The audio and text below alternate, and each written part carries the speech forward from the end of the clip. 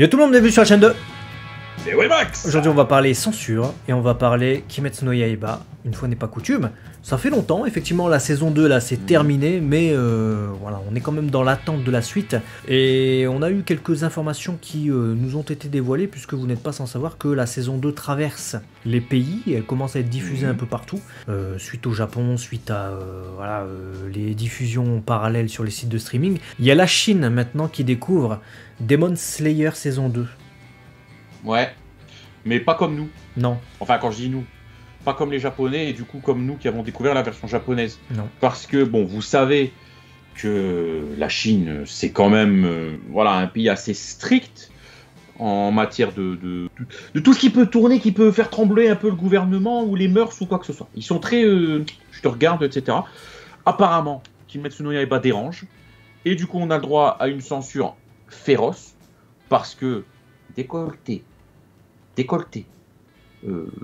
petite culotte et passons, il n'y a plus. C'est finito.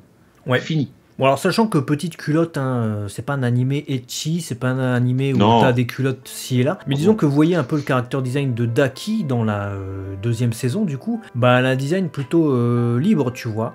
Et c'est-à-dire que bah, tout ce qui est bas et culotte, tout ça, bah il n'y aura pas. Il faudra compter sur un legging parce que vous savez pas, mais en fait maintenant Daki elle s'est inscrite à des cours de sport, hein. Donc elle fait à la fois du yoga et du stretch.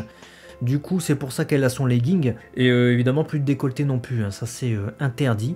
Donc on a une version de Kimetsu no Yaiba totalement censurée. On se croirait en Malaisie ou je sais pas alors qu'on est en Chine tu vois. Mais il y avait déjà eu des précédents. Vous n'êtes pas sans savoir que les boucles d'oreilles de Tanjiro avaient changé déjà sur la saison 1, en Chine, aux Philippines et en Corée du Sud, me semble-t-il en tout cas pour ces pays, puisque les boucles d'oreilles de Tanjiro en fait reprenaient finalement l'image du soleil. Et ça a évoqué, pour ces pays-là qui ont été comment dire, en guerre contre le Japon impérial, ça a évoqué le drapeau impérial avec le soleil levant. En même temps, ça s'appelle le Japon, hein, Hinomoto. Donc c'est le pays du soleil levant. Là, le souci, c'est que ça n'a rien à voir en fait. Hein. C'est juste ce qu'on apprend dans la saison 2, c'est rapport au soleil en fait. Le vrai soleil, pas le pays, le Japon en fait. Là, on commence à faire face en fait à de la connerie.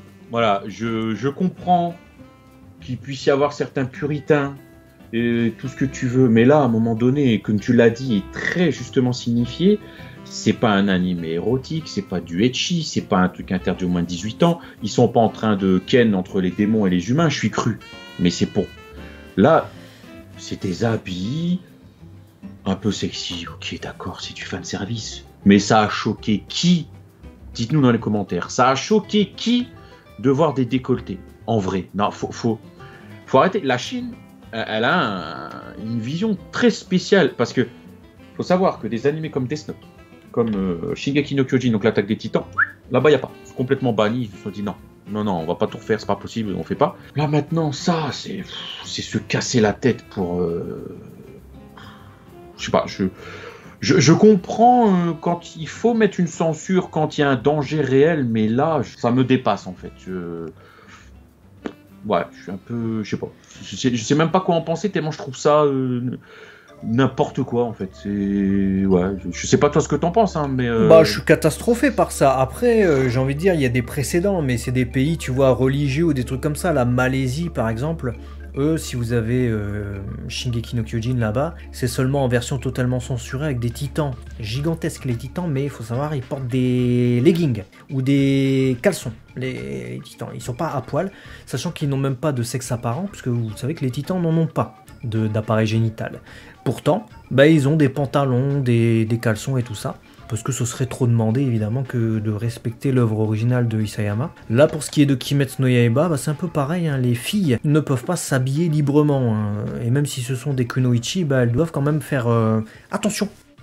Amende honorable. Faut faire amende honorable, parce qu'il y a des messieurs qui regardent. Donc ouais, Ouais. Non, moi ça me catastrophe, ça me... Voilà, alors que tu vois, c'est la Chine, tu vois. La Chine... De ce côté-là, ils ont quand même un côté dans la jeunesse qui est plutôt libéré, tu vois, qu'on pourrait retrouver justement en Corée du Sud ou même au Japon, à certains endroits. Donc oui, je ne comprends pas, je suis...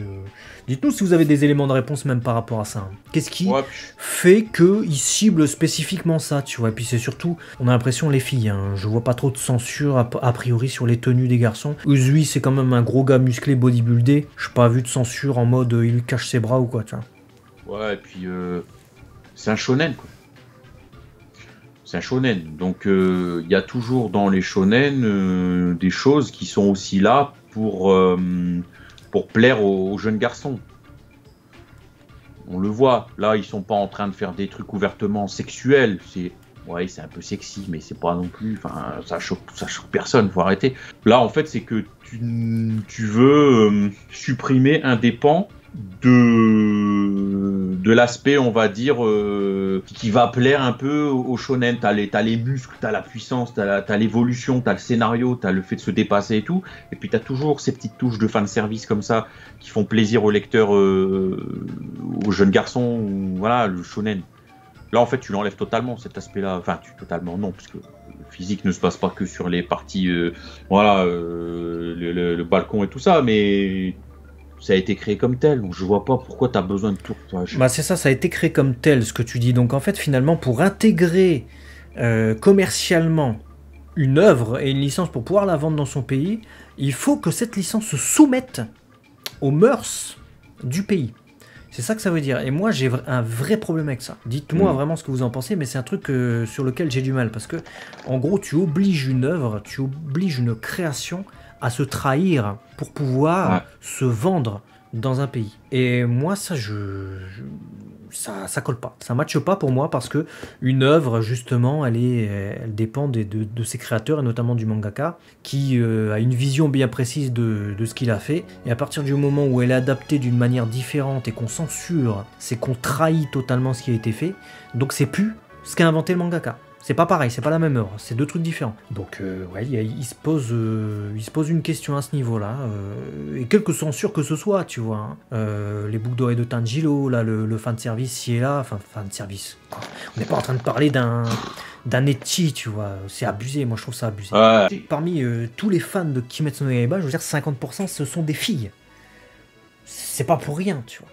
Et non, mais ça me catastrophe de voir ça. Alors, pour tous les animés en fait. Hein. La censure de manière générale, moi c'est un truc que j'aime pas. En France, moi j'aime pas. Quand il y a des passages censurés, Dragon Ball Super et tout sur les chaînes TNT, tout ça, moi je supporte pas ça. Même s'ils disent oh, c'est pour les enfants et tout, mais un coup sur la tête, tu vas le... Arrête, bah, le diffuse pas. Le diffuse pas. C'est ça. Ce que tu dis c'est ça. Je préfère encore qu'ils ne touchent pas l'œuvre.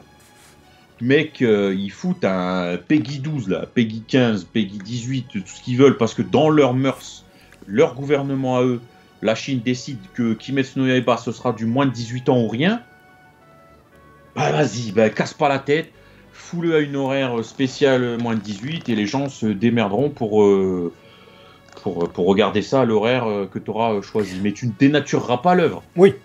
Et je suis curieux.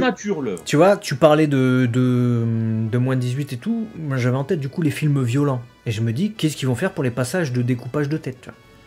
Là, je suis curieux, parce que s'ils laissent les passages de découpage de tête et qui censurent les décolletés, là, c'est d'une hypocrisie sans nom. Franchement. Ouais, bah écoutez, dites-nous dans les commentaires ce que vous pensez de cette censure spécifique à Kimetsu no Yaiba, et ce que vous pensez aussi de la censure de manière générale dans les animés ou que sais-je. Comment vous ressentez la chose? Ça nous intéressera de voir un petit peu votre avis, on est là pour ça aussi. Et partagez cette vidéo, à la fois... pour faire connaître ce qui se passe en Chine, mais pour informer aussi.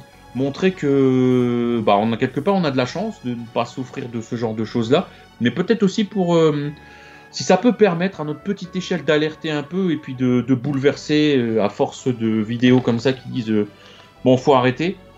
Ouais, parce qu'en France, c'est encore présent. Mais... C'est encore présent, il y a encore des animés censurés où on coupe des passages ci et là, c'est inadmissible. Ouais. A très vite en tout cas sur la chaîne 2.